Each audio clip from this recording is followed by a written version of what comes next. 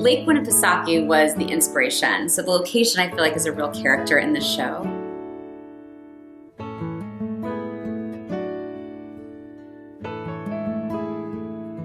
And my husband's family has a cabin on Lake Winnipesaukee, and so the beauty of that place, the cultural aspects of that location really fascinated me from the beginning.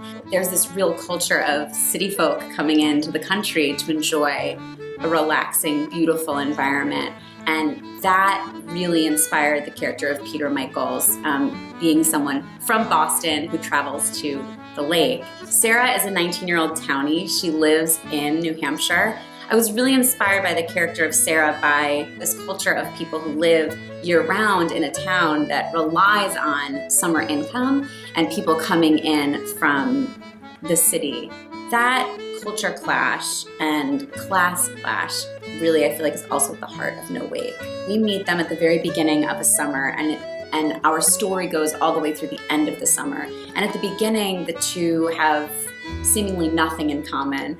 They're not the same gender, they're not from the same generation, they don't look at the world in the same way, they don't have the same opportunities as each other, and they just count each other really quickly. I actually heard a man on a bullhorn yelling "No wake" into the lake, and I got curious, why would someone yell through a bullhorn at a lake?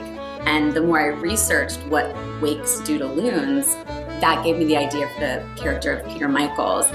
The loons are another character because they're so part of Winnipesaukee. I was really fascinated when I did research through the Loon Preservation Committee, and so the loons really became this wonderful metaphor for how healthy or unhealthy our ecosystem is. And the loons represent hope and determination, I think, for the future, not only for our environment, but for these two characters.